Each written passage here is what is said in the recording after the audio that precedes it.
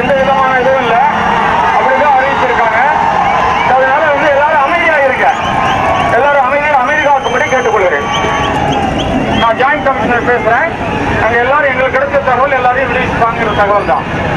அதனால எல்லாரும் அமைதியாக கலந்து செய்யுங்க. சொல்லுங்க உங்களுடைய கோரிக்கைகள் இரு மாநில அரசு மத்திய அரசு எடுத்து சொல்லியிருக்காங்க, நம்ம அதிகாரிகிட்ட இருந்து எடுத்து சொல்லியிருக்காங்க.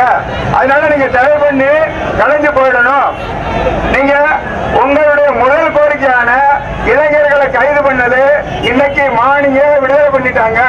எல்லாரும் அவங்கள வீட்டுக்கு போயிட்டாங்க. உங்களுக்கு சந்தேகம் இருந்தா விடுதலை பண்ணிக்கோங்க. யாரும் வந்து பேசுறாங்க இல்ல, யாருமே இல்லையா? மக்களால் தேர்ந்தெடுக்கப்பட்டவங்க எதுக்கு மக்கள் எதுக்கு இது தொடர்பாக நீங்கள் வைக்கக்கூடிய கோரிக்கைகளை அதை கொண்டு வந்து குடியவர்களிடம் பேசுங்கள். பேசினால் மட்டுமே இதற்கான தீர்வு கிடைக்கும். அனைவரும் அதற்காக தான் காத்துக் கொண்டிருக்கிறார்கள்.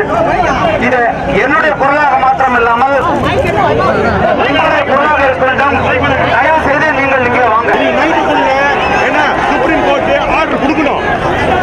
அந்த மாதிரி ஒரு கோரிக்கை வச்சாதான் நம்ம எல்லாம் வந்து ஜெயிக்க முடியும். வாடிவாசலை திறக்க சொல்லுங்க. எப்படி சார்? அது இல்லை, இப்போ ஸ்டேட் கவர்மெண்ட் பண்ணலாமே சார். சுப்ரீம் கோர்ட்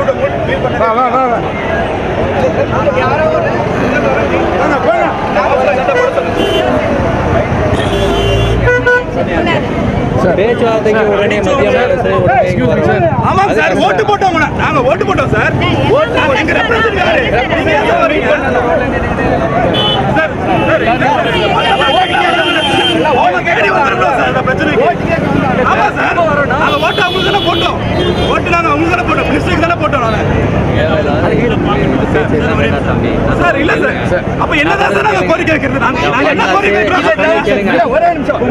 எங்களுக்கு வேற கோரிக்கை கிடையாது.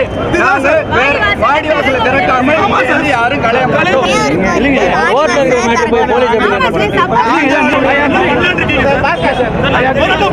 என்ன பண்ணலான்னு இருக்கீங்க? இதுதான் எங்களுக்கு தேவை.